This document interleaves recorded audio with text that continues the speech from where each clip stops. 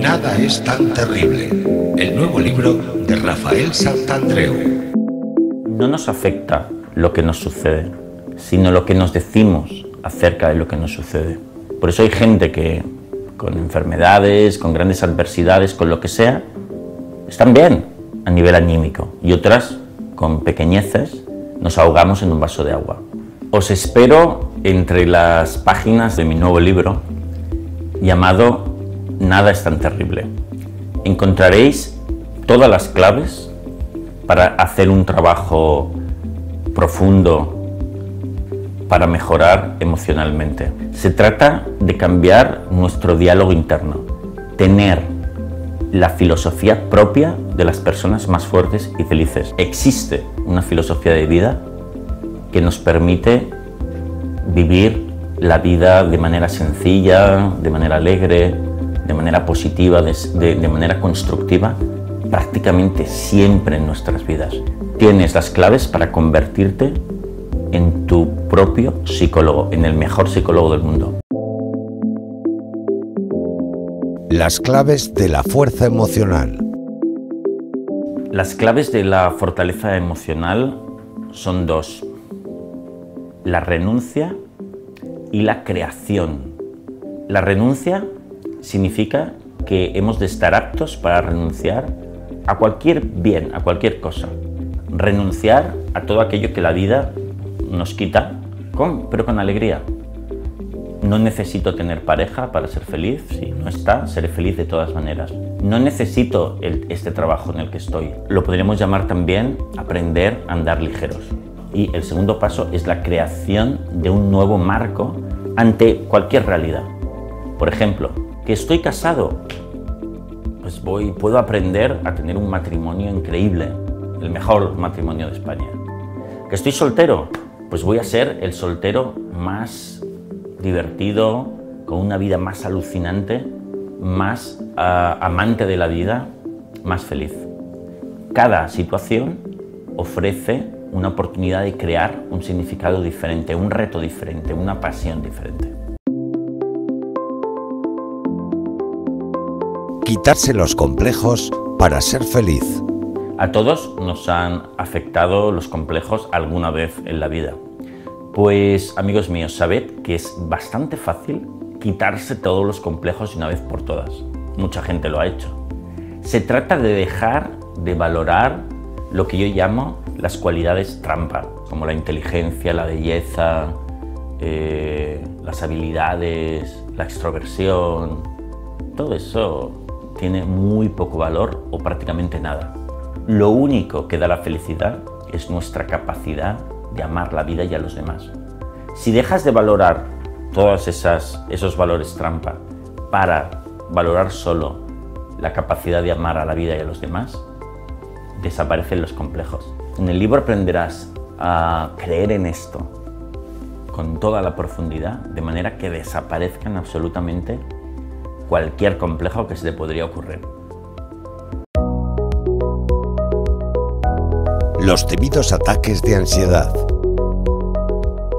Nada es tan terrible también contiene un capítulo especial sobre los ataques de ansiedad o los ataques de pánico, un problema que afecta al 10% de la población y cada vez más. En él encontrarás 4 pasos a seguir con los cuales conseguirás quitarte ese problema para siempre en pocas semanas o meses, garantizado. Tener una relación de pareja ideal. No olvidarse nunca del afecto.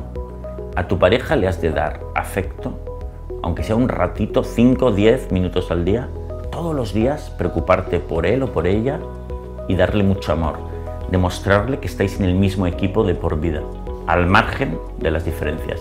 Eso mantendrá la relación siempre fuerte y siempre encendida.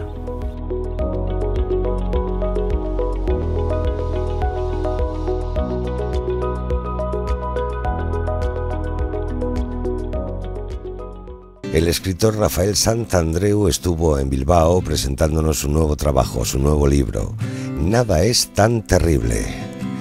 en un aula de cultura del Correo absolutamente abarrotada, con muchísima gente en la calle que no pudo entrar por exceso de aforo, y acompañado por la periodista Alicia San Juan. Los que sois habituales de Acordes y Letras o vais a las conferencias de Rafael Santandreu sabéis cómo son, ¿verdad? Divertidas, entretenidas, amenas, sencillas, para que cualquiera pueda entender todo lo que nos quiere transmitir, pero a la vez nos dice verdades como puños que nos pueden ayudar en un momento determinado a salvar un problema importante que tengamos en nuestra vida. Y eso es lo que vamos a hacer ahora, escuchar íntegra esta conferencia de Rafael Santandreu. Recordarlo, Rafael Santandreu, nada es tan terrible. ¿Qué tal? Arratsaldeon, bienvenidos, bienvenidas, gracias por haberos acercado hoy hasta aquí, a este nuevo encuentro del Aula de Cultura del Correo. Gracias también a la Caixa por su colaboración en estos actos y, por supuesto, gracias a Rafael Santandreu, que vuelve a Bilbao, lo digo casi como si fuera una estrella del rock, que vuelve a Bilbao con un nuevo libro que se titula Nada es tan terrible y que ya, pues bueno, también nos puede dar una pista de lo que Rafael, si es que le conocéis y le habéis seguido, que me temo que muchos de los que estáis aquí sí, pues pueda estar abordando en este libro. Rafael, ¿qué tal? Digo bienvenido. Que ojalá fuese una estrella del rock. Ojalá. Es más divertido. Bueno, algo de estrella del rock sí que tienes, porque eres capaz de convocar a un montón de gente. De verdad. Eso ya lo tengo, me falta solo tocar algún instrumento. Bueno, eso es cuestión de que te lo propongas. Bueno, pues hoy vas a hablar de tu nuevo libro, Nada es tan terrible, que es, de nuevo, tienes la generosidad de aportarnos nuevas claves y herramientas para intentar al menos entrenarnos y a lo mejor conseguir que la mayor parte del tiempo posible que estemos aquí seamos felices, ¿no? Y plenos, porque eso es lo que le da sentido a la vida.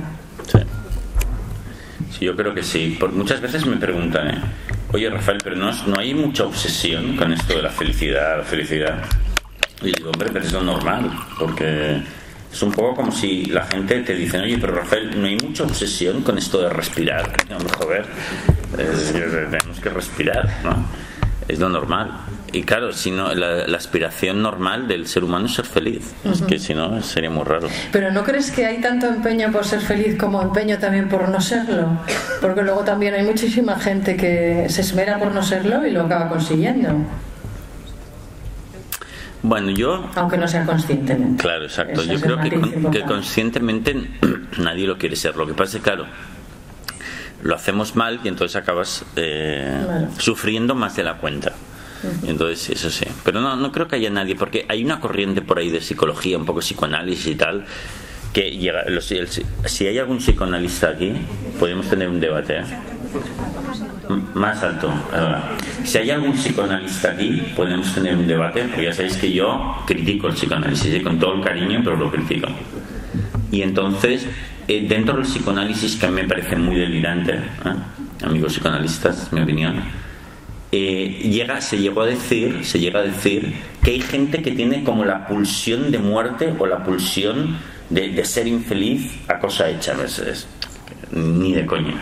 Eso no lo tiene nadie, porque sería extrañísimo, ¿no? Los animales no quieren ser infelices, no quieren vivir, quieren ser felices por naturaleza. Sin embargo, sí que parece como más fácil dejarse llevar por ejemplo, hoy es lunes y está lloviendo, ¿no? Y la frase es, lunes otra vez y lloviendo. Es como más fácil caer en ese tipo de comentarios que trabajar el otro punto de vista, ¿no? El del entusiasmo, el de comenzar una semana nueva, qué bien que llueve, qué bueno es para lo verde, para los árboles. Yo creo que cuesta igual. Incluso que es más difícil quejarse y hacerse infeliz que lo contrario. Lo que pasa es que una vez entras en el hábito de quejarte, ya es lo fácil, porque somos animales de hábito, entonces no te das cuenta y ya estás quejándote desde primera hora de la mañana. Entonces revertir el hábito sí que te va a costar un esfuerzo. Entonces ahí sí que es más fácil quejarte, ser un quejica, ¿no? Es un poco como que todos lo hemos experimentado. En el curro siempre hay un grupo de gente que se queja a saco, ¿no? Y entonces es fácil entrar allí y pasar el tiempo y entrar en la dinámica de quejarte de los jefes, quejarte de otros, pero eso hay que evitarlo, porque solo hace que llegues a la conclusión de que tu trabajo es un asco, ¿no? y solo ves lo malo y no lo bueno. Entonces, vale, es un hábito, pero que hay que revertir. ¿Deberíamos todos pasar por una terapia, Rafael? ¿Para poder entender ciertas cosas? No, de hecho, ni siquiera hace falta ir a terapia, en ningún caso. Sí, porque es algo que se puede hacer individualmente si tienes una guía correcta. De hecho, tú que eres música, ¿verdad? A veces sí. Yo te diría, oye, ¿todo el mundo debería hacer clases para llegar a tocar un instrumento? No. Porque hay el autodidactismo, ¿no? Claro. Que es muy bonito. Es muy bonito. Si eres capaz de llegar a algo siendo autodidacta, es chulo, ¿no? Es chulísimo. Pues en psicología pasa lo mismo también, por lo tanto no. Y luego hay gente que es feliz y sabe y tiene una gran educación emocional de fábrica. Coño, esos no necesitan nada. Así, por ejemplo, ha sido siempre mi padre, mi abuelo, que eran tíos de montaña, de un monte ahí del Pirineo, y siempre, joder, la gente de allí es la gente más positiva, feliz y fuerte que he conocido yo, ¿eh? Entonces esas personas llevan el buen criterio vital de fábrica, pero por ejemplo tienen muchos de los conceptos de la psicología cognitiva muy bien integrados. Por ejemplo, el hecho de la enfermedad y la muerte lo han visto como una cosa muy normal. Coño, pues si te enfermas y te mueres, pues mala suerte, venga, seguimos. Entonces, como ellos han vivido cerca de un entorno rural donde ven la muerte de cerca, no es nada raro, entonces, ostras, están súper bien amueblados, ¿no? Desde luego, leyendo el libro, a ver, como siempre pasa con tus libros, ¿no? Que te entran muchas ganas de vivir, y cuando alguien te dice que nada es tan terrible, realmente es que alivia mucho escuchar ese mensaje, ¿no? Sí, te alivia a ti. Sí, porque bueno, hay cosas a priori terribles o que entendemos que pueden ser terribles y las acabas de citar, ¿no? Una enfermedad o la muerte de alguien que quieres muchísimo, ¿no? Pero bueno, la vida es sobreponerse, ¿no? Pero hay la opción de que no haya nada terrible. ¿No? Por ejemplo, en mi último libro, y he traído aquí unas notitas, por ejemplo, cito a una entrevista que vi una vez no recuerdo qué periódico era, si era La Vanguardia o el periódico de Cataluña, que entrevistaban a una chica irlandesa que se llamaba, no lo sé ya, Fiona Munro, ¿no? Y esta chica que tenía alrededor de unos 30-35 años, tenía un cáncer muy severo y le habían dicho que le quedaba 1 año de vida. Entonces le entrevistaban y lo sorprendente es que ella sí que consideraba que eso no era terrible para nada. Incluso estaba feliz. Era muy sorprendente, ¿no? Entonces fíjate hasta qué punto ella se encontraba súper bien, que había decidido tener un hijo con su marido, a unas sabiendas que lo tendría y a los pocos meses moriría. Pero decía, bueno, mi marido quiere tenerlo, tiene fuerzas, tiene mucha ilusión, ¿por qué no? Fenomenal. Entonces es sorprendente cuando nos encontramos gente así, pero es importante saber que es posible, ¿no? Ella entendía que la muerte era normal, había tenido una vida acojonante en sus 30-35 años y decía, bueno, y lo veía de otra manera, ¿no? Entonces decía unas frases que os voy a leer aquí en la entrevista, que decía: el cáncer me ha enseñado que la importancia de la existencia no estriba en vivir mucho o poco, sino en tener una gran vida. Y es verdad, ¿no? Es decir, ¿qué es importante? ¿Vivir 150 años como un desgraciado o vivir 50 o 30 a tope? ¿Quién dice que hemos de vivir más o menos, no?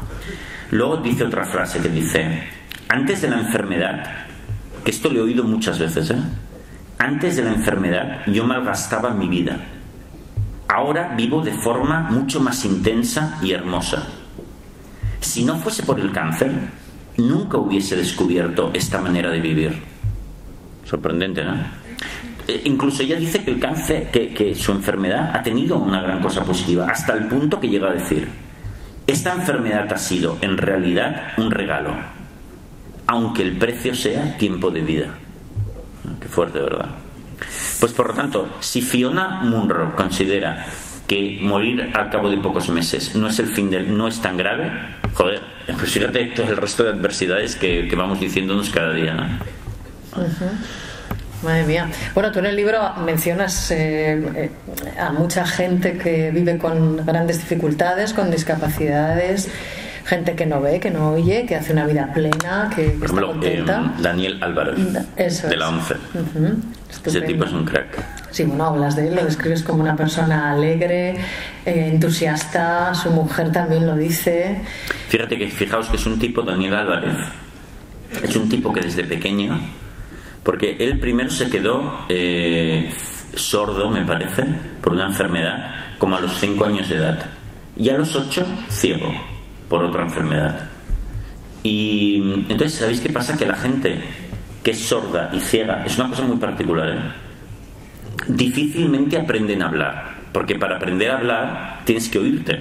Entonces, si no te puedes oír desde pequeño, no aprendes. Entonces, fíjate que los sordociegos, que así se llaman, es una cosa muy particular, porque imaginaos que aquí hubiese un sordo ciego, aquí.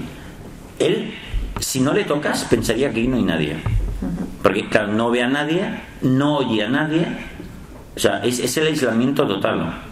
De hecho, yo he visto algún documental sobre Daniel Álvarez, que por cierto es el director de la ONCE en lo que respecta a los sordociegos de España.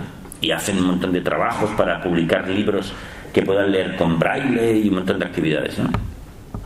Entonces vi un documental sobre él que está colgado por YouTube, y entonces en una reunión en Madrid, él vive en Madrid, de sordociegos en un bar, y era acojonante, ¿no? Porque ves un grupo de 5 tíos tocándose así en silencio total, con los ojos cerrados, tocándose en las palmas de las manos y teniendo una conversación y ríen así.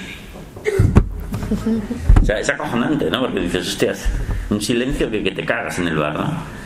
Entonces, claro, es una cosa muy particular. Son personas que si no las tocas no tienen conexión con el mundo. Para hablar con ellos tienes que deletrear todas las letras. Para decir hola tienes que deletrear H-O-L-A. No tienen otra comunicación con el mundo.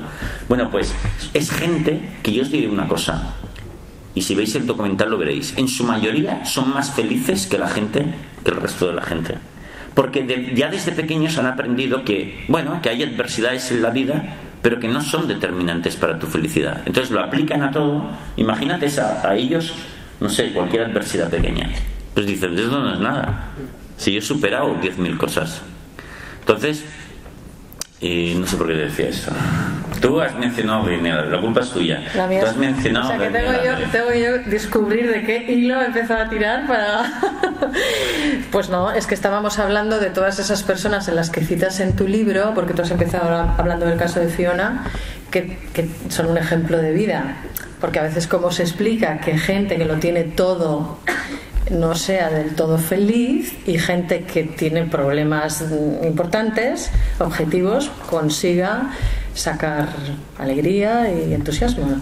Sí, yo creo que los ejemplos son súper buenos, porque son pruebas claras de que necesitamos muy poco para estar bien y que está todo en la cabeza, ¿sabéis? Entonces esos ejemplos, yo creo que yo muchas veces, antes hoy comentaba en una entrevista que me han hecho, que yo muchas veces hago el ejercicio cuando tengo un problema, cuando me surge, alguien me hace una putada o tengo un problema, salen, y veo que empiezo a darle demasiada importancia. Hago un ejercicio que os recomiendo. Por ejemplo, me imagino las 3 imágenes de estas 3 personas, bueno, los 3 últimos modelos que publico en mi libro, que son Michael J. Fox, el actor de Regreso al Futuro, que tiene Parkinson desde hace casi 30 años, que es una enfermedad bastante jodida, pero que el tío está lleno de actividades, dice que es más feliz que nunca, porque tiene una misión. Luego, Jessica Long, que es la mejor nadadora paralímpica hasta el momento. Es una chica joven, guapísima, pero que le faltan las piernas. Y está llena de proyectos, tiene una vida hermosísima, ¿no?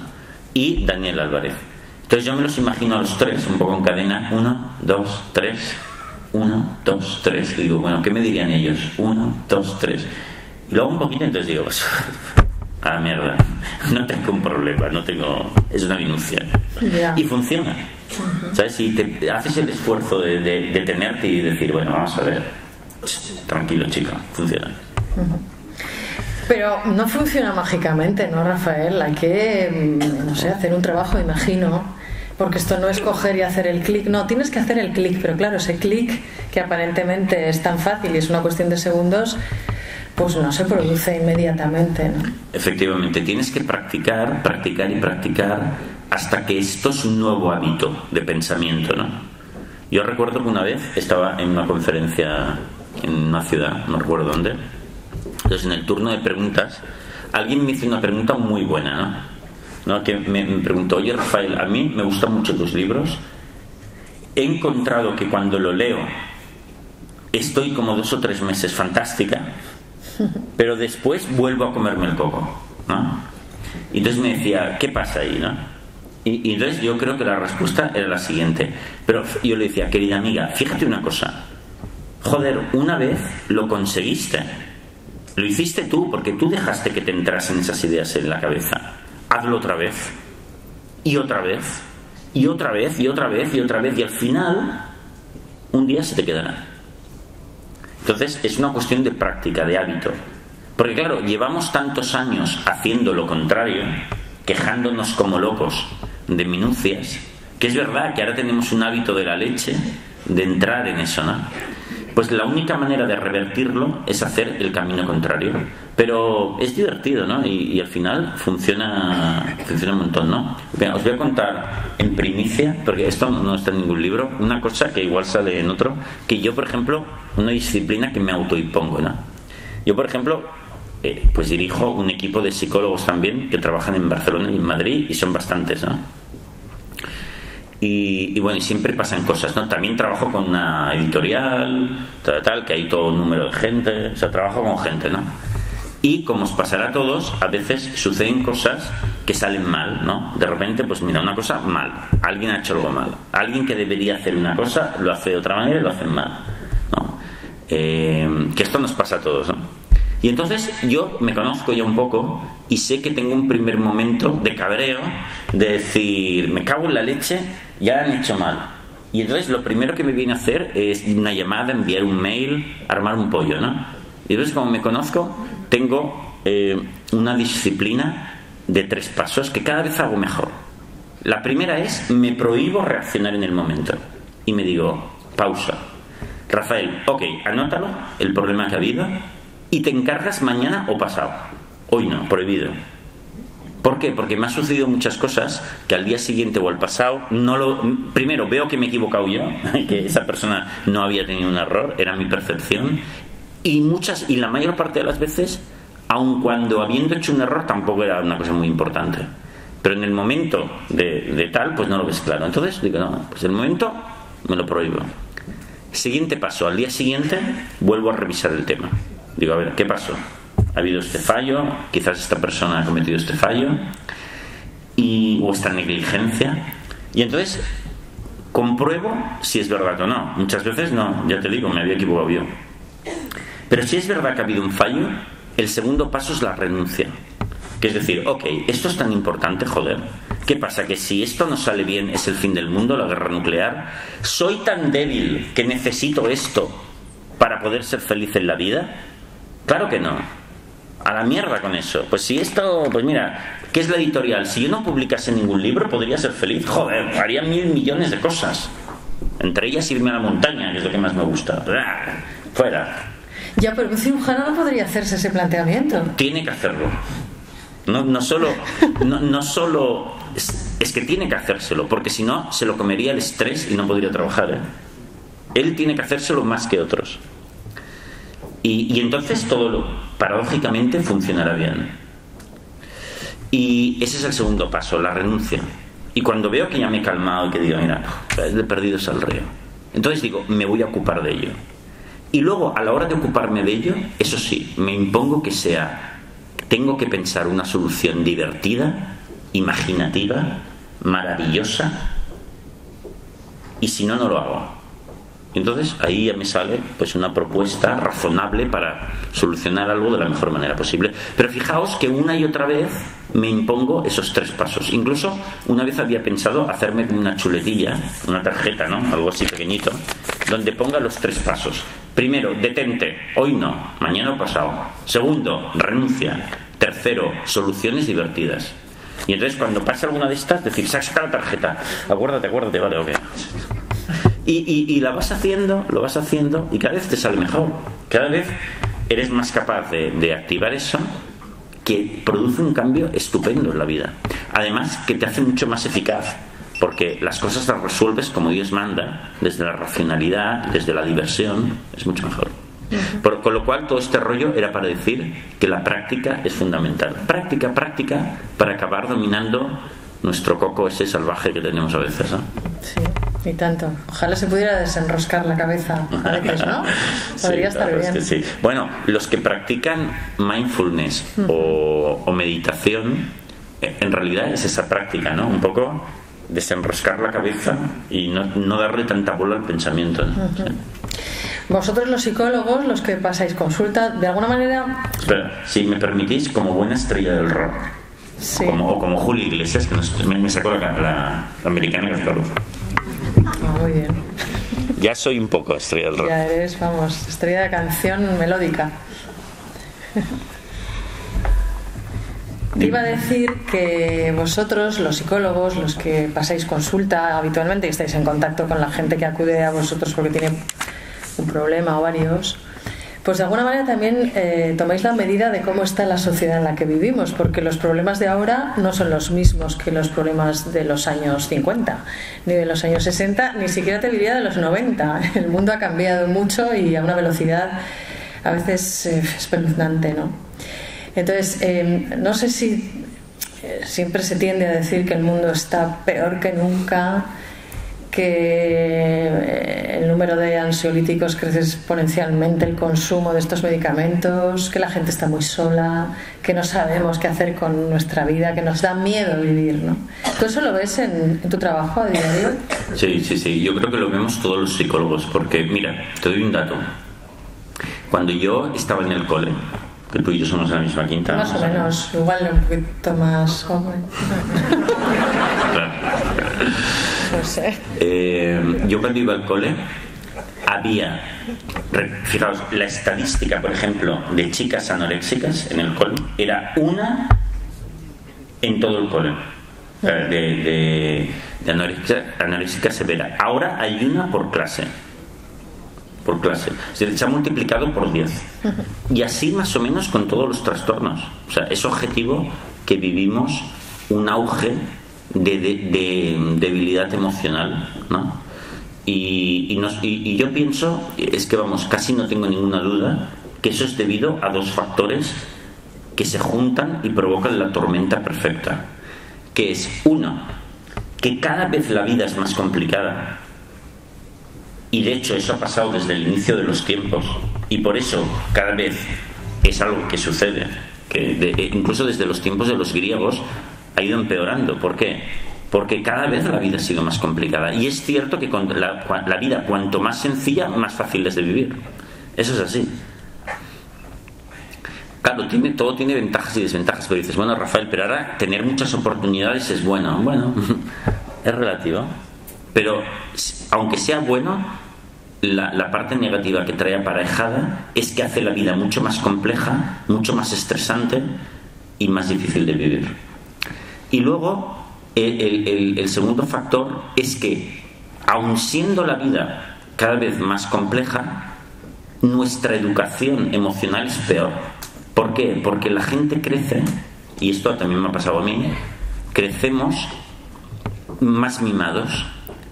Entonces, con menos tolerancia a la frustración. Y esto también nos hace más débiles. Entonces, es como la tormenta perfecta. Entonces, pero si hay una solución, que sí la hay, es la autoeducación que podemos hacer en cualquier momento de nuestra vida. Pero claro, hay que ponerse las pilas. Gratis no es nada. Entonces, ahí volvemos al tema ese, que hay que practicar. Claro, practicar, pero a veces practicar solo es da un poco de pereza. Hay gente que le da pereza ir a un gimnasio solo o ir a nadar solo. Si tiene alguien con quien ir y con quien quedar, pues por no dejarle tirado, se anima y va. Pero esto es un poco lo mismo, ¿no? Que necesitas que te guíen un poco, que te lleven de la mano. Bueno, pero sería muy bonito que se estableciesen en las ciudades, en los barrios, entre los amigos, grupos de crecimiento que se ayudan entre ellos. Pero con una guía, eso sí, porque si no tiene una guía, eso puede ser peor. Entonces, con una guía correcta, que digan, no, las cosas han de ser por aquí. y nosotros nos hemos de hacer más fuertes a nivel emocional, y podemos apoyarnos juntos, ¿no? Entonces yo creo que eso sería muy bonito también. Pues sí, es una gran idea. La vida sería mucho más bonita y más colectiva. Oye, ¿y ahora, que ese grupo tendría que ser, ni iba a decir duro, pero no es duro, pero sí mostrarse las cosas como son los unos a los otros. Es decir, no, esto te has de enfrentar y vencer ese miedo. Es un grupo que, escucha, Cañero. Oye, ¿y por qué estas cosas tan importantes, Rafael? Porque fíjate si es importante encomendarse a la felicidad, ¿no? Hacer el esfuerzo es importantísimo, es algo vital, porque eso luego te permite desarrollar una vida mucho más plena. ¿Por qué cosas tan importantes como estas no las aprendemos antes? A veces da la sensación de que estas cosas se aprenden un poco, no tarde, nunca es tarde, pero tú me entiendes. Quizás estas cosas se deberían incluir en, no sé, pues en nuestras enseñanzas desde pequeños, ¿no? Ocuparnos más de estas cosas tan esenciales. A mí me parece súper importante. Tú imagínate, todos los que estamos aquí ya tenemos una edad, no veo mucha gente súper joven, y todos hemos pasado, por ejemplo, por la niñez y la adolescencia, ¿no? Y la primera juventud. Y ahora sabes un montón de cosas sobre la vida. Imagínate saberlas en esa época. No me digas que no te hubieses ahorrado cantidad de problemas, que te hubieses conducido muchísimo mejor. Todos lo sabemos. Pues claro, esa enseñanza, tenerla cuanto antes, es lo mejor. Yo muchas veces, cuando me llega a la consulta una persona de 20 años, de 22, que tiene un problema hasta el punto que tiene que venir a la consulta, muchas veces le digo, no, pero has tenido mucha suerte, porque ahora puedes aprender algo súper importante para ti y eres muy joven, joder, la que te vas a beneficiar un montón de años si lo haces bien. Entonces, claro, yo creo que esto se tendría que enseñar en las escuelas tanto más cuanto que la vida, lo que decía, la vida cada vez es más difícil, con lo cual esas herramientas cada vez son más importantes, porque la vida no se va a hacer más sencilla. Entonces, la verdad es que tendríamos que hacerlo, pero no se hace. Pero tú perteneces a un grupo profesional que podría, no sé, presionar un poco. O sea, presionamos a tope, pero no nos hacen mucho caso. O nos hacen un poco, pero quizás estaría bien que nos hicieran más casos, ¿no? Pero sí, la verdad es que... Pero bueno, la verdad es que está cambiando, ¿no? Cada vez más hay educación de este tipo en las escuelas. Yo creo que algo se está haciendo. También hay mucha confusión en el mundo del crecimiento personal. También si das con malas manos, entonces claro, primero hemos de aclararnos todos qué es lo que funciona. Y eso ya es un primer paso. A ver, el mundo no es perfecto. Y hemos de asumir que no lo es. Yo, por ejemplo, muchas veces me vienen a ver casos que son los siguientes. ¿Por ahí tenemos un espía ruso o algo? ¿Qué? Es un espía ruso, ¿no? Están por todas partes, ¿eh? Y me viene a veces que no se me vaya el hilo. Con lo de los rusos se me ha ido el hilo. Te metes en unos jardines. Ya sé, sí, que no me acuerdo. ¿Dónde estábamos? El mundo no es perfecto. A veces me viene pacientes, este es un clásico, viene un paciente a verte a la consulta que su problema es que tiene un problema de medicina, pero que es muy difícil de resolver. Por ejemplo, con una tendinitis que le duele el brazo y tal, y ha ido a varios médicos y uno le ha hecho un tratamiento, no ha funcionado, otro tratamiento, y vienen ya desesperados y cagándose en todo. Recuerdo el caso de un paciente mío que se llama Rafael, como yo también, que era un tío, muy buen tío, pero muy iracundo, ¿no? Y me decía, me cago en todos los médicos, al próximo le parto la cara, ¿eh? Y le digo, no, Rafael, no. Y entonces le expliqué algo que a veces que es importante que sepamos. La medicina ha avanzado una barbaridad, fenomenal, pero no lo sabe todo, ¿eh? Hay cantidad de historias de enfermedades que la medicina no tiene una respuesta clara. Y lo inteligente es aceptarlo y decir, bueno, pues voy a intentar ser el mejor enfermo de esta cosa rara de España y voy a indagar bien, con paciencia, tratándome bien, con inteligencia. A lo mejor un día publico un libro sobre cómo tratar ese tema. Es interesante, vamos allá. Pero no pretender que la medicina lo sepa todo de repente, porque eso es de locos, ¿no? Entonces, bueno, el mundo es imperfecto y menos mal que lo es, porque si no sería insoportable. Y cuanto antes lo asumamos, mejor. Entonces, bueno, en la psicología también estaría bien que funcionase desde pequeños, pero no lo es. Bueno, ¿quién necesita tanta perfección? Yo no. Bueno, a ti se te nota mucho que disfrutas con tu trabajo y que te hace feliz ayudar a los demás, ¿no? Ayudar a los demás genera endorfinas. Eso es, ¿no? Eso es como, no sé si es una verdad científica, pero no sé, tú que ayudas a los demás, tu felicidad, ¿en qué medida depende de ese hecho de ayudar a los demás? No, nada, no depende cero de eso, porque podría hacer otras 1000 cosas y te haría igualmente feliz. Y disfrutaría por un tubo también. Yo, por ejemplo, a veces pienso, ostras, si me voy a la montaña a criar animales, molará también. Sí. No sé, criaré unos bueyes de la leche, ¿eh? Entonces, no, hay 1000 maneras de ser feliz. Ahora, la que tengo me mola mucho también. Y es un trabajo precioso, ¿no? Entonces, hay 1000 maneras de ser feliz, ¿no? Por ejemplo, estar en contacto con la naturaleza también da un subidón buenísimo, ¿no? Bueno, lo bueno es que hay 1000 maneras. Entonces, prácticamente cualquier trabajo puede ser maravilloso. Para mí ese es un tema muy importante, los que hayáis leído mis libros. Yo, por ejemplo, mi padre fue albañil toda su vida, ¿no? Y os juro que yo no he visto una persona con cara de disfrute cuando ibas a verlo al curro como mi padre. Era algo hasta enfermizo, ¿sabes? Te decías, pero hostias, este hombre, ¿cómo disfruta tanto? Mi abuelo, yo tuve un abuelo que vivía en Lleida por parte de mi madre, que era zapatero, remendón. Él terminó la guerra civil, lo explico en uno de los libros también, y salió de la cárcel en Lleida, por casualidad lo liberaron, él era del bando republicano, y se quedó a vivir porque no tenía un duro allá donde salió. Y se puso a trabajar de aprendiz de zapatero remendón, y luego durante muchísimos años fue zapatero remendón. Él te hablaba de su oficio como zapatero, acojonante. Él le gustaba, luego hacía zapatos a los nietos allí, porque sabía hacer zapatos desde el inicio, ¿no? Y hoy en día, ¿dónde se ha quedado esto? Hoy en día le dices a un chaval, ya verás lo guay que será ser zapatero remendón, y te pega.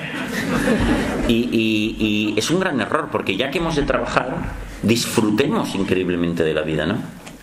Cuando digo esto, alguien me dice, bueno, Rafael, qué morro tienes. Tú que eres psicólogo, que es un trabajo muy chulo. Claro, sí es fácil decirlo, ¿no?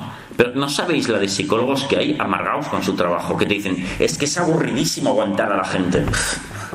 Y médicos, yo que conozco un montón de médicos, ¿no veáis cuántos médicos hay agobiadísimos con su trabajo? Que dicen, es que la gente es insoportable con sus enfermedades.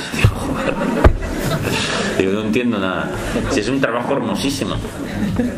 Oye, ¿tú crees que nuestros abuelos y nuestros bisabuelos, bueno, yo creo que sí lo crees porque te lo he oído decir alguna vez, que eran gente emocionalmente más saneada, ¿no? que nosotros? Sí.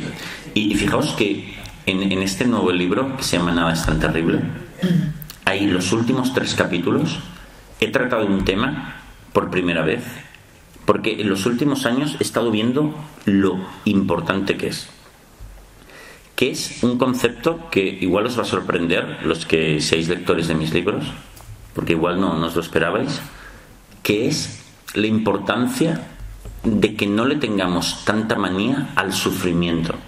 Yo creo que uno de los problemas de nuestra sociedad, que nuestros padres y abuelos no tenían, es que en aquella época el sufrimiento se entendía como una cosa no tan mala. Hoy en día huimos demasiado del sufrimiento. Y eso es un error, porque ¿sabéis qué pasa? Que cuando huimos del sufrimiento, en demasía lo amplificamos. Porque el sufrimiento, una parte del sufrimiento vital, es inevitable y no es malo. El sufrimiento tiene las siguientes ventajas. El sufrimiento te abre a los demás. No hay experiencia de mayor apertura que ver a alguien, que compartir y ayudar a alguien sufriente. Yo he hablado muchas veces de mi amiga Tina Pereire, que es la directora del Hospital Sant Joan de Déu, que yo tengo mucha relación con ellos, ¿no? Son más de 500 voluntarios que trabajan en el hospital infantil más grande de España, y sobre todo ayudando a los niños y a las familias de los niños que están muy malitos. Claro, hay niños con cánceres muy severos, con amputaciones, con todo tipo de enfermedades. Son voluntarios que van y dedican allí una mañana o una tarde a la semana comprometidos en estar ahí. y tienen una experiencia de amor, de apertura a esos padres y a esos niños, que se abren como jamás verás en otra ocasión en tu vida, ¿no? Ahí las caretas desaparecen y ahí entran el amor puro y duro. Entonces allí fijaos que los voluntarios que van allí van voluntariamente, y no para llorar, sino para tener una experiencia de apertura maravillosa, ¿no? Entonces el sufrimiento no es tan malo. El sufrimiento te permite conectar de una manera íntima con la gente, y esa experiencia es maravillosa. Primera cosa. Segunda ventaja del sufrimiento. El sufrimiento, si lo pasas mirándole a los ojos, sin miedo, te aclara el sistema de valores. Porque entonces se ve muy claro lo que realmente es importante en la vida y lo que no. ¿No? ¿Qué es lo importante en la vida? Joder, pues amar a los demás, hacer cosas bellas por ti y por los otros. Y todo lo demás no importa. Entonces, eso que el ser humano, que muchas veces vamos un poco perdidos en el mundo, coño, te aclara. Hostia, incluso la gente sufriente como Fiona, esta que hemos visto, la irlandesa esta, de repente, si le miras a los ojos al sufrimiento y no le tienes miedo, dices, coño, yo en la vida quiero hacer esto, joder. Y lo demás no me importa. Y pierdes los miedos. Y te aclara mucho. O sea, que es una oportunidad. Luego, cuando salgas de ahí, vas a salir muy fortalecido. Y vas a salir con mucha más capacidad para la felicidad. Esto, por ejemplo, le sucede a la gente que ha tenido una gran enfermedad y la ha superado, con los ojos abiertos, que dice, uy, yo a partir de ahí ya no me preocupo de chorradas, disfruto de mi familia, vivo de otra manera. Porque le ha aclarado el sistema de valores, joder. Otra cosa buena del sufrimiento. Y tercero, un punto increíble, que los psicólogos lo aprendemos muy bien, es que si tú miras de cara al sufrimiento, a las emociones súper chungas, y no le tienes miedo, bajan. Y también si no les haces caso, y tú llevas tu rumbo, bajan, pierden fuerza, se hacen más pequeños. Es un poco como cuando las personas nos hacemos como autoinmunes al alcohol, por ejemplo. Si tú bebes alcohol, cada vez necesitas más alcohol, cada vez te emborracha menos. ¿Por qué? Porque el cuerpo se adapta. El cuerpo es increíble la capacidad de adaptación que tiene. Incluso a los venenos nos podemos adaptar. Pues lo mismo pasa con el sufrimiento. Pero siempre, si solo lo miras de cara, no le haces caso y sigues con tu vida. Entonces el sufrimiento se baja el umbral.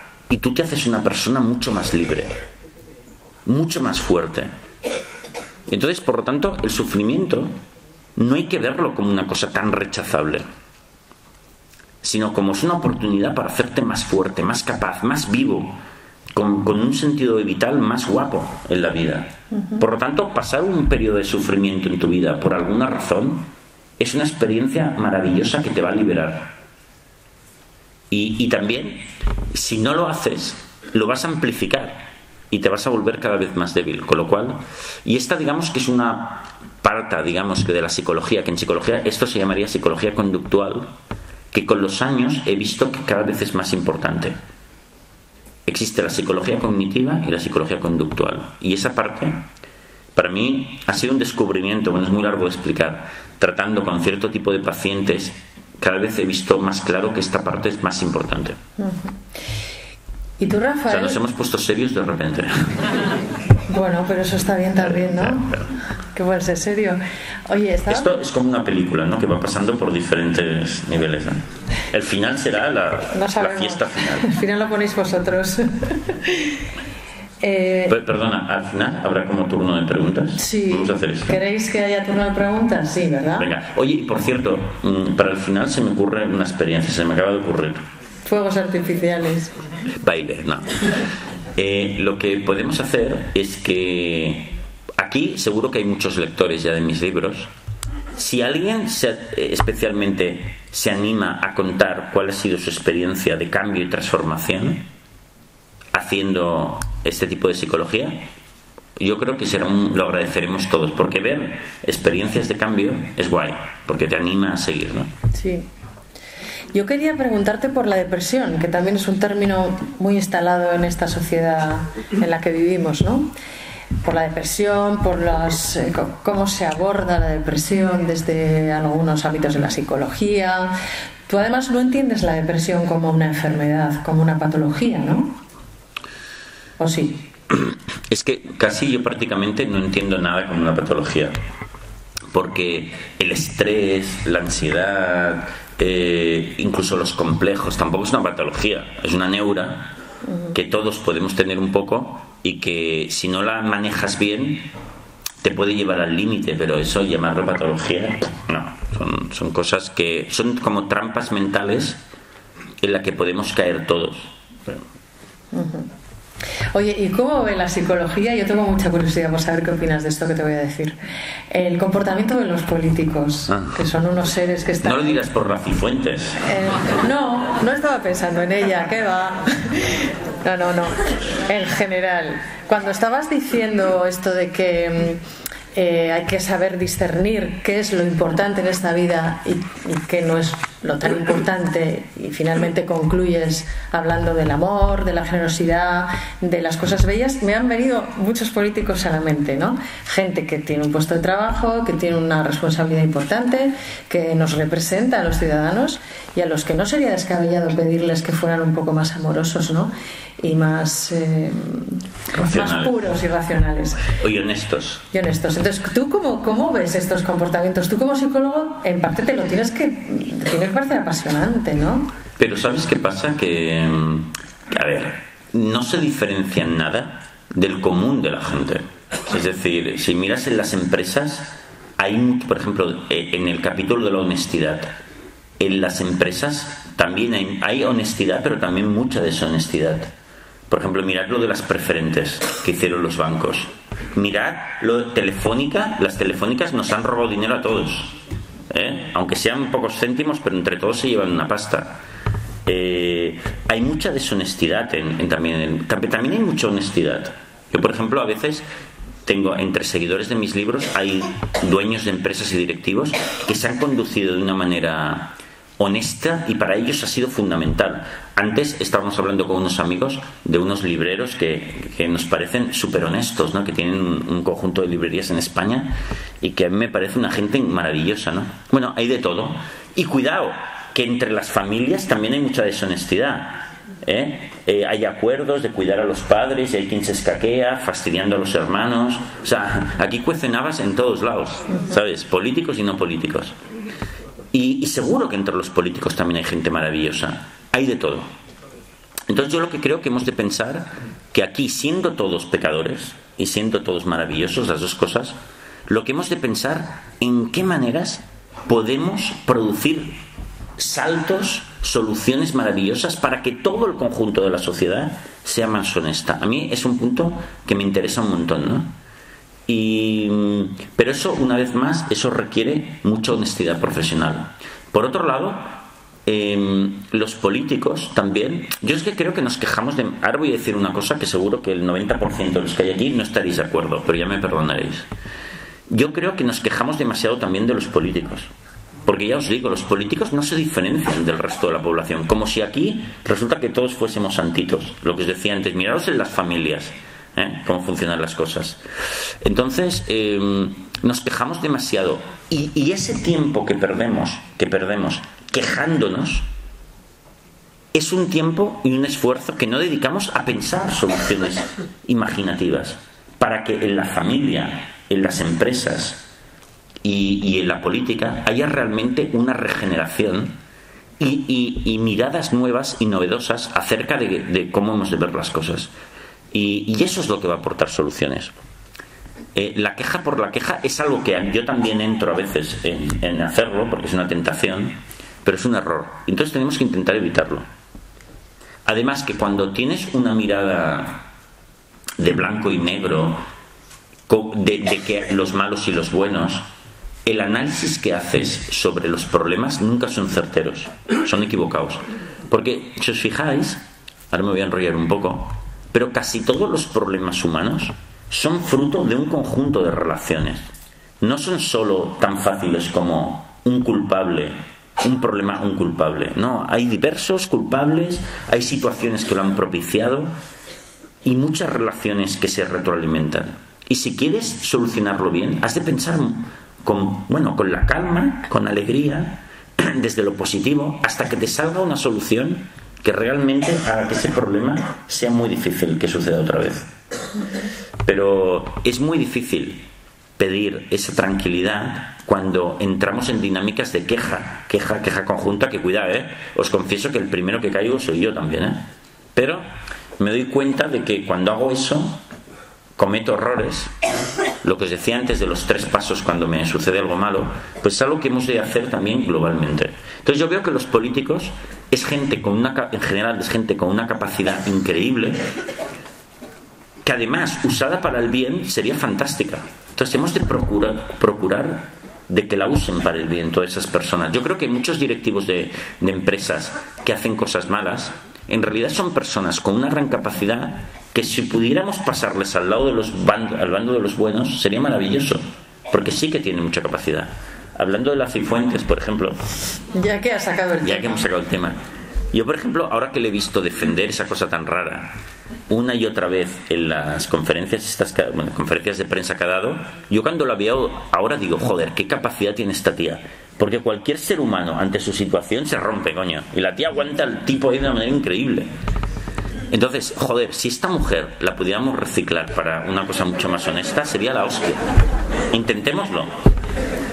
Bueno, lo tendrá que intentar ella, ¿no? Sí, pero hay que convencerla, hay que hacer pedagogía, y no solo convencerla a ella, convencerla a nosotros mismos cuando hacemos algo mal. Porque, escucha, aquí a ver, cuando nosotros observamos que ha habido un delito, hay que protegerse y hay que buscar la reparación, pero no castigar a la gente por castigarla. Eso es un error.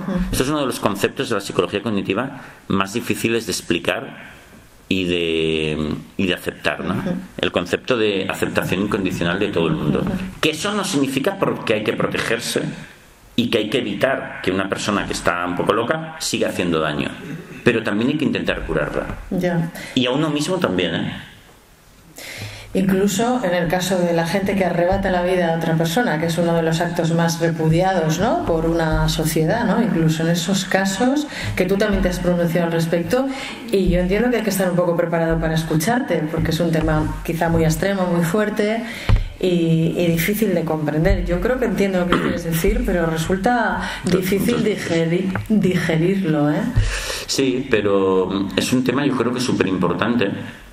Y yo insistiré una y otra vez, aunque sé que la gente pues no me entenderá y me criticará. Está bien que lo hagan porque no pasa nada, no. Yo de hecho no estoy de acuerdo conmigo muchas veces, porque cambio de opinión, ¿no? Digo, coño, no pasa nada, ¿no? Y me quiero igual, ¿sabes? Pero sobre esto, sobre el mal, la mirada de la aceptación incondicional de los demás es que cuando alguien hace algo mal es porque se ha vuelto loco. Porque de base todos somos maravillosos. Cuando teníamos 4 años, vas a un jardín de infancia y todos los niños son maravillosos. Vale, en el proceso educativo que tenemos es cuando nos volvemos locos, algunos más que otros. Por supuesto hay que evitar ese mal. A esas personas hay que apartarlas. Hay que llevarlas a unos sitios donde no puedan seguir haciendo daño. Pero una vez allí, ¿de qué sirve castigarlos? De nada. El castigo cuesta esfuerzo y la gente no cambia con el castigo. Entonces, ¿para qué sirve eso? De nada. Sin embargo, intentar curarles, cambiarlos, eso, si lo conseguimos, primero es muy rentable, porque esa persona no seguirá haciendo mal y lo podremos dejar libre. Y eso es gratis. Mantenerlo en la cárcel mucho tiempo es muy caro. Por otro lado, es bello, porque además aprendemos cómo funciona el mal y cómo podemos evitarlo antes de que se dé. Por lo tanto, es un esfuerzo que si somos inteligentes hemos de intentar hacer. Nos conviene. Y por otro lado, tener rencor, odiar a los demás, buscar venganza, es una cosa que te puede hasta aniquilar por dentro, ¿no? Es un sentimiento muy feo que hay que evitar. Por lo tanto, y por otro lado, hay otro factor, que, joder, chicos, ¿quién no ha fallado alguna vez en su vida? ¿Quién no ha hecho algún acto malo, sabiendo y sin saber? Entonces, ¿de qué te sirve cuando fallas golpearte, castigarte, meterte en un cuarto oscuro? ¿Eso sirve de algo? Si sirviese, pues te diría, hagámoslo. Pero es que eso no sirve de nada. Entonces, cuando, ¿sabes? En la Biblia dice una cosa que está bien, que dice, el que muere el que mata a espada, muere a espada. Y es totalmente cierto. Si tú eres muy castigador con los demás, cuando tú falles, serás igualmente castigador contigo. Eso no significa, cuidado, que no tengamos que hacer responsable a cada uno de sus actos. Y jamás hay que retirar la responsabilidad de alguien, porque entonces le impides que crezca. Hay que ser claro, no pasa nada, y cada uno con su responsabilidad. Pero otra cosa es castigar. Quizás es una fina línea, pero que es muy importante delimitarla, ¿no? Por ejemplo, ahora vamos a poner algo más polémico todavía sobre la mesa. No pasa nada. Por ejemplo, ahora últimamente han salido a la prensa casos de grandes criminales, ¿no? Todos sabemos quiénes son. Pero esas oleadas de rencor, de búsqueda de venganza, no son buenas. Otra cosa es dedicarse a combatir eso por todos los medios posibles y de la mirada más inteligente, eso sí. Pero el rencor por el rencor, además te lleva a soluciones que no son las adecuadas. Entonces, fijaos que, por ejemplo, hay un ejemplo muy claro. Estados Unidos es uno de los países con mayor porcentaje de personas en la cárcel del mundo. ¿Sabes? Incluso se hace broma diciendo, si sigue creciendo, al final estará la mayor parte de los estadounidenses en la cárcel. ¿Quién va a trabajar? Es verdad, porque no para de subir. Y es un sistema muy castigador. Os acordaréis todos de los presos ahí con monos naranjas, grilletes, y hay pena de muerte en cantidad de estados, etcétera, y no para de subir. En cambio, en los países nórdicos, Finlandia, Noruega y tal, las prisiones son como centros universitarios de reeducación, mucho más caros que la cárcel normal, pero la gente está muy poco en prisión y cuando sale no reincide. Su índice de reincidencia es pequeñísimo. ¿Qué es más rentable? ¿Qué es más inteligente?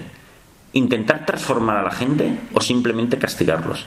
La prueba está clarísima. Estados Unidos, cada vez se gasta más dinero en cárceles, cada vez hay más delincuencia, cada vez hay más gente internos en prisión. En Finlandia, que tienen otra cultura sobre eso, se gasta mucho menos dinero en conjunto, hay mucho menos presos y hay mucha menos delincuencia. Pues no hay color. Apostar por la transformación de la gente, creer en ella y buscar las maneras de hacerlo, o simplemente creer en el castigo, por el castigo. Yo creo que no tiene color. Lo que pasa es que aquí hay un factor que nos atenaza mucho, el miedo. Hostias, pero si alguno se escapa y lo dejamos en la calle, ese podrá violar. Ya, tranquilo. Si eso, tranquilo, que eso pasará de todas maneras, porque la seguridad absoluta no existe. Pero no tengas tanto miedo y piensa a largo plazo. ¿Qué es mejor? No hay color.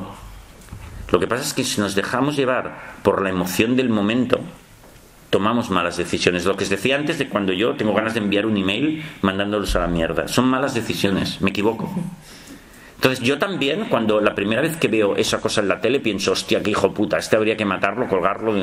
Pero digo, tranquilo, calma, lea Gandhi, tío, relax.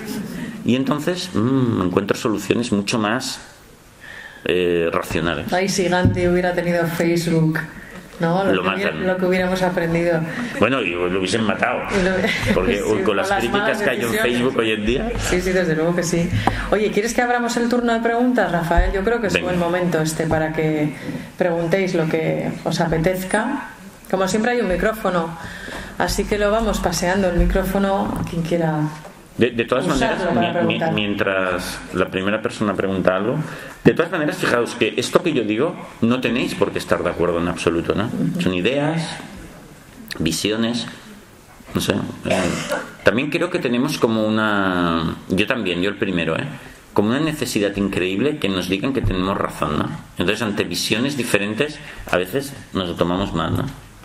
Yo me equivoco un montón de veces, eso es lo que hay. Pero si no pruebas, no aciertarás nunca, ¿no? Hola, buenas tardes. Muchas gracias por venir a Bilbao. Muchas gracias a ti. Y me he quedado pensando en una cosa que has dicho al principio, sobre la renuncia. Yo tengo la duda de hasta cuándo, porque tú dices que hay que tener siempre una renuncia incondicionada, ¿no? Sí. Entonces, por ejemplo, yo pienso, pues personas que te hayan podido hacer daño o situaciones muy desagradables de la vida. Pues, por poner un ejemplo, tú dejas un dinero, yo sé, una gran cantidad de dinero a alguien y tienes que renunciar a que te lo devuelva. Por ejemplo, es un ejemplo tonto, pero... Está muy bien, muy buena pregunta. O situaciones que yo quiero hacer algo por mí mismo y hasta dónde tengo que llegar, cuándo tengo que renunciar o cuándo tengo que seguir intentándolo. Muy buena pregunta. Es muy buena pregunta porque se trata de una renuncia mental, no de facto. Es decir, bueno, si esa persona no me devolviese nunca el dinero, ¿yo podría ser feliz? ¿O es el fin del mundo la guerra nuclear? O sea, es una renuncia si tuviera que ser, pero intentaré que no sea así. Si tienes ganas, ¿por qué no? Pero ahí te digo, cuando trabajes por conseguir algo, hazlo desde la ilusión y desde el amor. Pero para hacerlo desde la ilusión y desde el amor, tienes que renunciar primero a la posibilidad, ¿no? Yo, por ejemplo, ahora os anuncio una cosa que yo ahora tengo, no quiero dar muchos detalles, pero tengo un pleito con unas personas, tengo que hacerlo, ¿no? Bueno, quiero hacerlo, ¿no? Pero mi ejercicio es el siguiente. A ver, si no lo hiciera, ¿yo podría ser feliz? Por supuesto que sí, joder. Pero si podría ser feliz en la montaña con mis animales. Perfectamente. Bueno, pero ¿quieres hacerlo? Sí. ¿Por qué no? Porque puedo aprender cosas, puedo hacer un poco de justicia, que eso es algo bonito siempre. Puedo obtener quizás ese dinero que me han quitado y para algo bueno lo dedicaré. Pero si lo hago, tengo que disfrutar de eso, tengo que aprender, tengo que trabajar con amigos, tengo que poder explicarlo y hacer algo bueno. Porque entonces rendiré mucho mejor, no será un trauma, será algo interesante de la vida. Pero para conseguir eso, primero has de renunciar mentalmente, no darle tanta importancia, no hacerlo de eso una cosa brutal, porque entonces solo se te ocurrirán, primero no lo pasarás bien y además no serás efectivo. Entonces es más bien una renuncia mental, no una renuncia real. Luego, si quieres hacerla real, también puedes hacerla. Cada uno escoge sus batallas, ¿no?, en la vida, o bueno, sus batallas, sus trabajos. Pero yo hay muchas cosas. Yo, por ejemplo, este juicio lo quiero hacer y quiero disfrutar un montón de ello. Incluso quiero, si sale muy bien, hasta me gustaría escribir un libro sobre la experiencia. ¿Está bien? Hoy quizás en el próximo vez que venga aquí a Bilbao os presentaré ese libro y os hablaré de eso con diapositivas y cómo lo hice y tal, qué abogado escogí, qué se nos ocurrió hacer. Bueno, lo veo así ahora, de verdad. Es como una tarea súper divertida. Ahora cuando quedo con mis amigos les explico, fijaos en lo que estoy haciendo, qué divertido. Estoy aprendiendo, me estoy haciendo como Perry Mason. ¿Te acordáis de Perry Mason? Súper divertido. Gracias por la pregunta. ¿Más preguntas? Hola, buenas tardes, Rafael. Muchas gracias por tu conferencia y también muchísimas gracias por los libros y por todo lo que nos ayudas a través de ellos. Perdona, es que ahora te he perdido. Levanta la mano, porfis. Es que estaba buscando, pero digo, imposible. Bueno, me ha llamado la atención que te has referido al psicoanálisis con un énfasis quizá un poco peyorativo. Quisiera conocer por qué. Sí. A ver, ¿cuántos aquí hay, para saberlo, amigos del psicoanálisis? Para prepararme.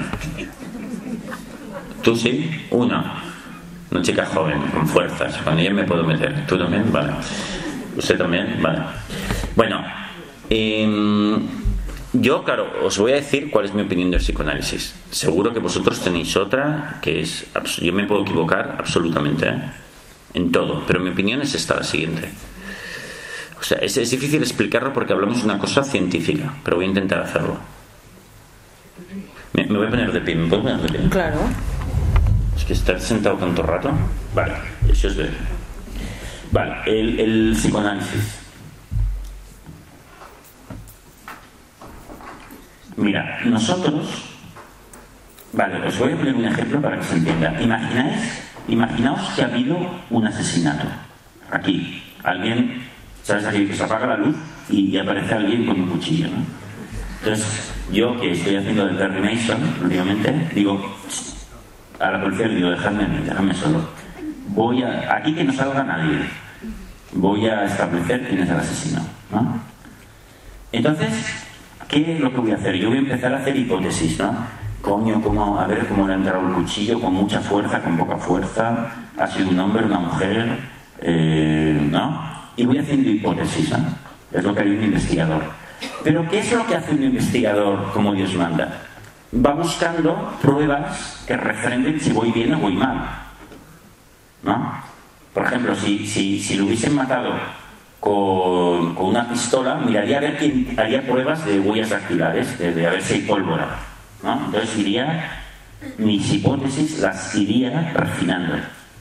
Entonces resulta que la ciencia también funciona así. Hay un fenómeno, yo voy haciendo hipótesis, yo lo hago con mi investigación en psicología, y luego voy comprobando, joder, esta hipótesis funciona, no funciona, predigo, si esto funciona así, esto tiene que funcionar así. Ah, no, pues me he equivocado, joder. Y así vas comprobando cada pasito. Y claro, tardas en hallar una cosa importante. Bueno, pues ahí tenemos que Freud, que es el creador del psicoanálisis, ¿qué hacía en realidad? Sobre un fenómeno iba haciendo hipótesis sobre hipótesis y las daba todas por buenas, sin comprobar si aquello se iba refrendando. Entonces, en un tiempo récord, hizo una teoría que publicó como 25 libros a lo largo de su vida, y cada libro estaba lleno como de 30 hallazgos acojonantes sobre la psicología, y que todos pintaban chupi, acojonantes. Entonces uno se puede preguntar, hostias, o este tío es el mayor genio de la historia de la humanidad que produce hallazgos, que Einstein es un palurdo, o se lo inventa, o no comprueba nada, lo da por bueno, y va creciendo su teoría, hasta que al final tenemos una teoría explicativa del psicoanálisis acojonante, pero que no funciona, por cierto. Porque, a ver, incluso los defensores del psicoanálisis, no me negaréis, que generalmente la media de tiempo de ir al psicólogo es toda la vida, ¿no? Y os lo digo de verdad, no son 5, 10 años, 15, es toda la vida. Y cuando ves a alguien que lleva 10 años de terapia, muchas veces a 2 y 3 sesiones a la semana, y está igual o peor, hombre, joder, no sé, puedo ser optimista, pero creo que le hemos dado mucha oportunidad ya a eso, ¿no? Y eso, los psicoanalistas, ¿cómo se defienden? Te dicen, es que es un trabajo para toda la vida, joder. O te dicen, es que el crecimiento personal es así. ¿Qué me estás contando? Pero sobre todo, la crítica fehaciente es que en ciencia hay que ir comprobando y refrendando. Fijaos que, por ejemplo, la teoría de la relatividad de Einstein, que por cierto es una fórmula, Freud hacía 10.000 fórmulas, en un año hacía 50. Se ha ido comprobando, viendo a través de confirmaciones con experimentos durante muchísimos años. Es que es fundamental. Fijaos que Einstein hizo la teoría de la relatividad, fue su gran descubrimiento, y después a lo largo de su vida no hizo muchos más. Y eso ya es acojonante. Eso te da un poco una prueba de cómo funciona la ciencia, ¿no? Entonces, esa es mi respuesta. Y si queréis, si alguien, pero vamos a hacer solo una contracrítica, alguien de que les guste el psicoanálisis, que me diga lo contrario, ¿sí? Venga. Pero solo hacemos una porque si no haríamos solo un debate sobre el psicoanálisis, sería un poco aburrido. No, ahí hay una chica. Pero es guay que alguien tenga una oportunidad de llevarme la contraria en esto. Hay otra chica a ver. Declarado en contra, digamos. Ajá, vale. O sea, no amiga ni enemiga. Vale, alguien que argumente. Alguien que quiera decir algo sobre esto, y así damos una palabra que si no sería un poco injusto. Y si alguien quiere defender a la Cifuentes también, ¿eh? No, porque yo no la he cagado. No, yo quiero hablar. Pero es mi opinión, me puedo equivocar, ¿eh? Cuidado. Y no, yo creo que el psicoanálisis absolutamente es un aprendizaje del ser humano. Perdone, le interrumpo un poquito. Yo no responderé, si os parece. Este señor, ¿cómo se llama usted? Emilio. Nuestro amigo Emilio dará su opinión y después cada uno que investigue, decida. Claro, es que no quiero crear polémica porque yo te sigo hace mucho tiempo y te he oído 1000 veces estar en contra del psicoanálisis, cosa que a mí me ponía de bastante mala hostia cuando estaba en mi casa y te veía en la televisión. Pero vamos, porque Lo entiendo. Yo llevo 40 años con psicoanálisis. Y voy a estar toda la vida, claro, porque a mí me hace crecer, a mí como ser humano me hace crecer. Y tú acabas ahora en este coloquio que estamos teniendo, en esta conferencia, acabas de tener una cosa que has dicho, que la terapia no es necesaria, has dicho que la terapia no es necesaria, y de repente a la media hora sí acabas de decir que hay a un montón de gente que hay que curar. Hay que curarles. ¿Y cómo les curas? ¿Con un diazepam? No, les curas con terapia. El ser humano, todos los seres humanos, todos, absolutamente todos, tienen que ir a terapia. Lo que no tienen que ir es a la degustación, ni hablar con su cuñada ni con su madre. Tienen que ir a hablar con un señor que no le conocen de nada, absolutamente de nada, y le pueden decir lo que quieran. Y ese señor les va a conducir. Claro, yo siempre, porque yo soy terapeuta, entonces yo siempre lo que... Uy, se va complicando, ¿eh? Sí, no, pero yo siempre estoy de acuerdo de que lo que tienes que encontrar es un buen profesional. Claro, ahí está el tema, que es lo que dices tú muchas veces, es que hay muchos psicólogos que se lo dices a Mercedes Milá en una entrevista que te he visto yo, que se hacen la picha un lío, claro, evidentemente. Y si encuentras un profesional malo, pues el crecimiento personal tuyo, evidentemente, se va a ir a tomar por saco y le va a pasar como te ha pasado a ti con ese señor que viene a tu consulta y te dice, al próximo doctor le machaco la cabeza. Pero si encuentras un gran profesional, como eres tú, por ejemplo, a nivel como escritor, porque yo me he leído todos tus libros, pues entonces esos libros ayudan a la gente. Genial. Ayudan a la gente. ¿Te llamabas? Emilio. Emilio. Gracias, Emilio. Pero fijaos que ¿no os parece, por ejemplo, maravilloso que un día pudiésemos estar aquí, Emilio y yo, y fuese un debate psicoanálisis, sí, y nos lo pasaríamos teta, respondríamos cantidad de cosas, ya que sería súper interesante. Hemos de aprender mucho más a convivir con la opinión totalmente contrastante de otro y ser súper amigos, aprender de lo que el otro pueda decir, de todo se aprende. Y entonces yo creo que es muy importante, que sería muy bonito que en nuestra sociedad recuperemos la disensión total, ¿sabes? Porque es guay, eso no pasa nada. Pero sobre todo con mucho cariño y mucho respeto. Y eso es fantástico, porque cada uno que piensa lo que quiera. Yo, por ejemplo, digo, existe Dios, existe el más allá. No tengo ni puta idea, pero a veces pienso que sí, a veces que no. Yo qué sé, coño, no sé, está bien. ¿Quién sabe las cosas? Podemos, desde toda la humildad, intentar aportar pruebas, cosas, aunque tengamos opiniones muy firmes, pero también estar abiertos a las opiniones de los demás. O sea que muchas gracias, Miguel. Venga, una más. Sí, buenas tardes, José. ¿José? Sí. Quería solamente decir que creo que hoy día está apareciendo un tipo nuevo de dependencia en chavales de cierta edad que ya difícilmente se puede familia educar.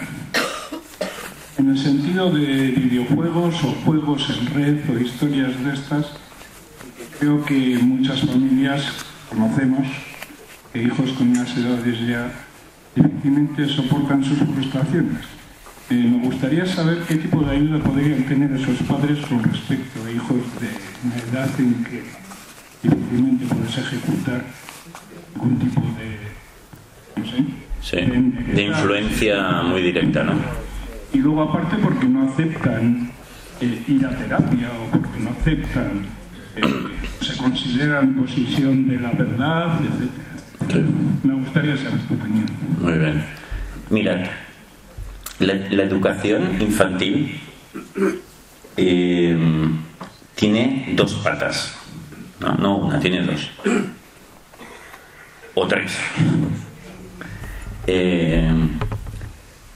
Una cosa fundamental en educación es darles a los chavales su responsabilidad sobre su vida, devolvérsela, porque un gran problema que tenemos en la educación actual por parte de los padres es que les sustraemos la responsabilidad a los niños, protegiéndoles demasiado.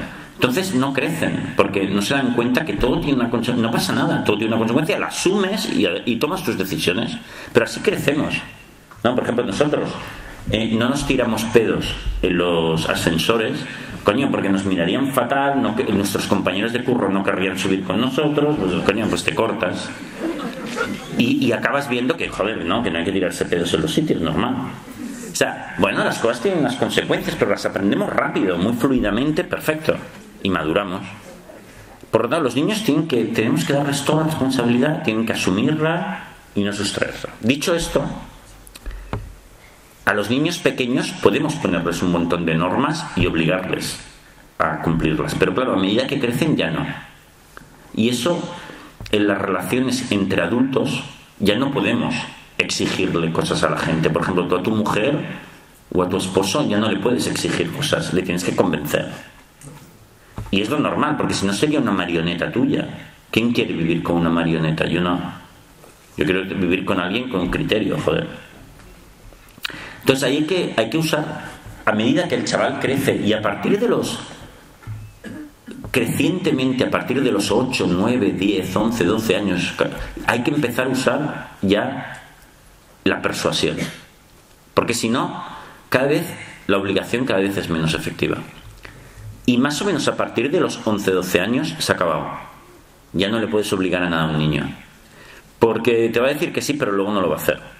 Entonces, allí tienes que ser una persona muy persuasiva. Entonces, hay 3 patas, 3 P's del cambio con los adultos, pero también con tu mujer, también con 3 patas del cambio, que son la persuasión, la pedagogía y la perseverancia. Porque para cambiar, los seres humanos necesitamos estas 3 cosas. Por ejemplo, yo, si quiero de repente adelgazar, ir al gimnasio, ponerme en forma, cosa que cuesta, si no estoy habituado, primero tengo que estar muy convencido de que mola, de que quiero hacer eso, de que me voy a poner súper cacha, súper guay, súper sano, y que es un gran objetivo. Si ya no tengo mucha motivación, no lo voy a conseguir.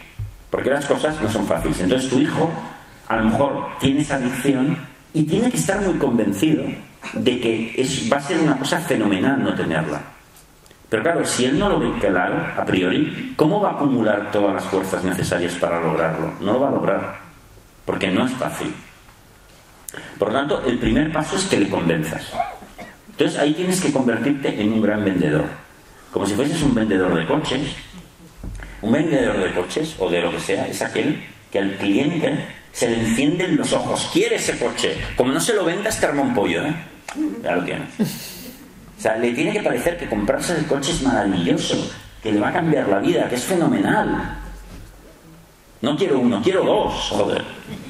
Entonces tú tienes que convencerle que no usar, que llevar otro tipo de vida va a ser para él súper ganador. Entonces tienes que usar tus habilidades de persuasión. Y los seres humanos tenemos que aprender a ser persuasivos. Tú ponte un poco, para aprender a hacerlo bien, tú imagínate que a tu mujer o a quien sea le quieres convencer de ir a un restaurante mexicano o de ir de vacaciones a México. No le dices, me cago en la puta, a ver si vamos de vacaciones a México, estoy harto de no ir a México. Qué ganas le van a entrar, ¿no? Tú le dices, hostias, hay unas playas acojonantes, hay estas pulseritas que nos vamos a mamar todo el día. Se lo pintas bien, ¿no? Y entonces ella dice, coño, vamos. Pues la persuasión es eso. Tienes que convencer a tu hijo de que tu propuesta de cambio de vida le va a transformar, le va a convertir en una persona madura, guay, va a ligar, se va a notar súper fuerte, va a disfrutar mucho más de la vida. Pero ahí tienes que ser persuasivo. Llévatelo a pasear, vele explicando las cosas, explícale experiencias personales tuyas de haber superado pequeñas adicciones, qué ganaste al abrirte al mundo. Explícale experiencias personales de cuando tú eras pequeño, hasta que le enciendas esas ganas de hacerlo. Segundo paso, es la primera de persuasión. La segunda es la pedagogía, que significa darle un sistema, un método. Porque muchas veces la gente no hacemos las cosas porque no queramos, sino porque no sabemos hacerlas. Y las cosas difíciles las evitamos o las posponemos. Y entonces tú le has de dar un método. ¿Qué sistema puede llegar a ser para superar esa primera adicción y que le sea más fácil conseguirlo. ¿Se te ocurre algo, por cierto? Fíjate, ponte en su lugar. Él es un chaval que ahora tiene el hábito de que su único ocio es meterse en eso y no ve otra cosa. Y claro, él hay momentos que siente el aburrimiento y la tendencia a hacerlo es muy grande, joder. ¿Qué método puede haber? Venga, ayudadnos. ¿Qué método puede encontrar? ¿Qué haríais vosotros para superar eso? ¿Alguna idea? Ir al monte. Ir al monte. Ir al monte, guay. ¿Qué más? Ser voluntario de una protectora. Ser voluntario de una protectora. ¿Perdona? Iniciarles otros pasatiempos en el que dedicaría al teléfono o a los videojuegos. Si ¿Cómo? solo encuentran el tiempo de ocio, solo lo encuentran en el ordenador. Sí, por ahora sí. Más alternativas. Darle más alternativas. Exactamente, darle otras alternativas. Por ejemplo, decirle... Sí, a veces es una cosa tan sencilla, por ejemplo, como puede ser, mire, chaval, hijo mío, vamos a hacer una cosa. Tú, en cuanto salgas del cole, comes, te haces la siesta, vamos a hacer una cosa. Tienes la maleta, la bolsa preparada y sales disparado para el gimnasio. O lo que se plantea hacer. Y haz cosas con gente, porque entonces te olvidarás de esa adicción. Es decir, hay truquitos que permiten que una adicción sea más fácil de pasar. Por ejemplo, no te quedes en casa una hora solo sin hacer nada, de entrada.